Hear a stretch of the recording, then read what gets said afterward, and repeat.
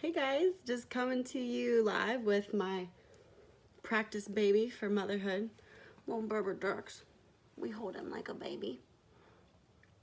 It's good practice. It's not just because we like to do it.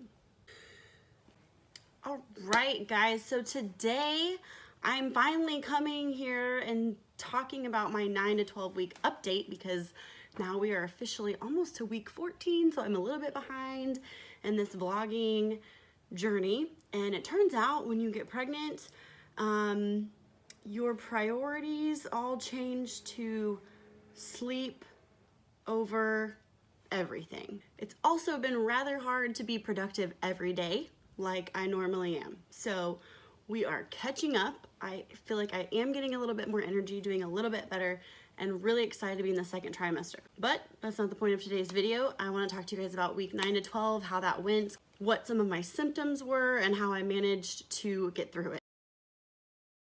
So at 9 weeks, really wasn't much different than 8 weeks. I was still a little bit slightly nauseous. Weeks 6 to 8 were probably my worst as far as nausea goes. Never got sick though, thank goodness. So still slightly nauseous, still completely exhausted. Those were probably the most exhausting weeks. And I really tried to just listen to my body and sleep when my body wanted to sleep. And I've been really blessed to get to do that with only having to work 2 to 3 days a week as a nurse. In return, my online health and fitness business has struggled a little bit because that is working from home.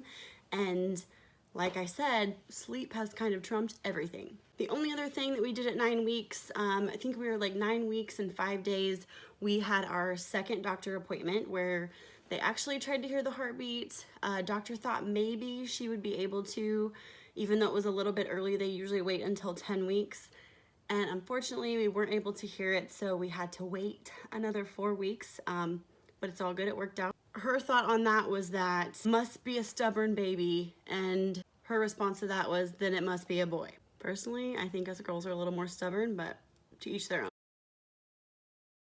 So 10 weeks, I kind of felt relieved at 10 weeks. I know a lot of people say at 10 weeks and then 12 weeks, those are kind of the time when your chance of miscarriage decreases quite a bit. And I don't know if all moms are like this or if it's a first-time mom thing.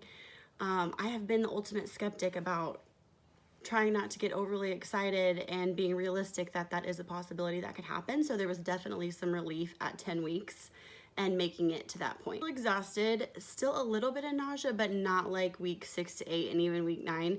That definitely started getting better at week 10. My appetite started to come back and I was able to start tolerating more vegetables rather than like only carbs all day, every day. Give me all the carbs. I also got a little bit better with working out. Working out seemed to get a little bit easier.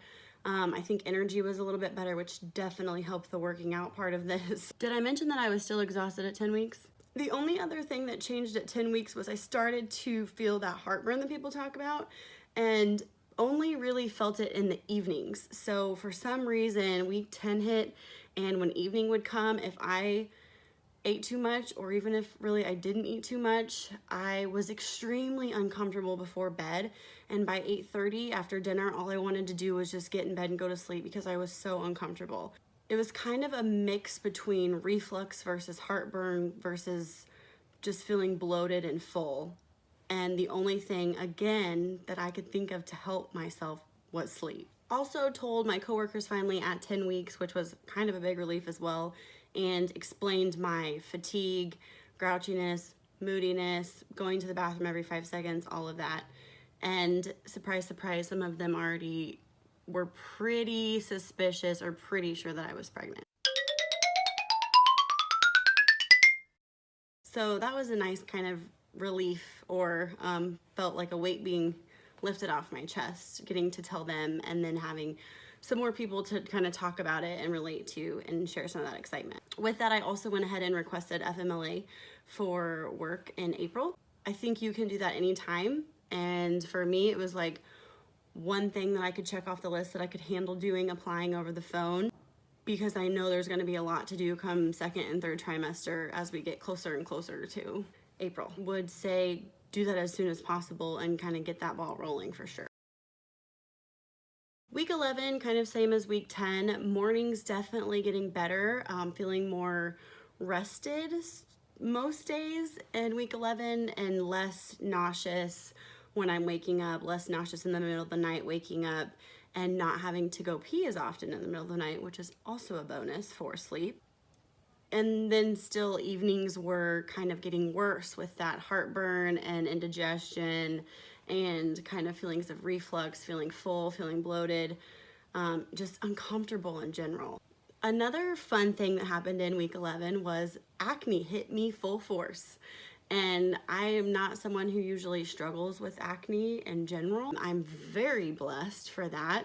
So I got to experience a solid like 2 weeks of my face just breaking out everywhere. Not that this was much different in week 11, but I could not stay awake past 9:30 p.m. I was in bed every night by 9:30. Like, disappear from the couch in the living room or basement. Husband comes looking for me at 10 o'clock and I'm passed out in bed. The only other thing that started happening, and I think this probably related a little bit to that heartburn, indigestion, bloating, all of that after eating at night, was every morning that week I feel like I was waking up with like trapped gas almost. TMI, sorry.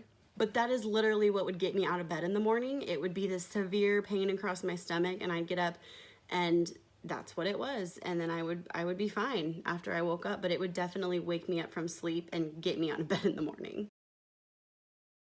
12 weeks was fun. Like I said, 12 weeks, I think the official number was miscarriage risk decreases to 2.5%, which is still pretty good. Again, kind of a relief just hitting that mile marker. At that point, I was excited. We're almost out of the first trimester, which is like a big success in itself. We still haven't announced at 12 weeks. We're trying to figure out how to do that, how to make it appropriate, and really wanting to hear the heartbeat before we do that. Just almost like it needed to feel more real to us before we made it public to everyone else. Still having lots of heartburn, still taking lots of Tums.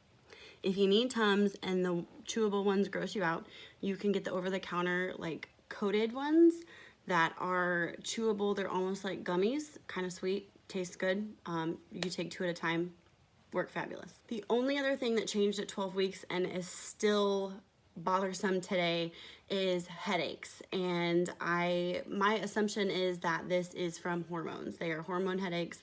The other part of this is my diet has been a lot different than it normally is day to day before being pregnant, and I've had this constant congestion that's been really fun too. It's also kind of allergy season. There's lots of ragweed, lots of pollen, so there's been lots of sneezing, lots of sinus pressure, and I think that's probably contributing to my headache as well. Tried peppermint oil, have tried diffusing that to help with congestion. Tylenol, because that's what you get to take. Every once in a while I'll add a little bit of caffeine, and that usually seems to do the trick. More sleep helps. I might have bought a new pillow. I literally have tried everything to help with these headaches, and hoping as hormones settle down, that is something that goes away quickly.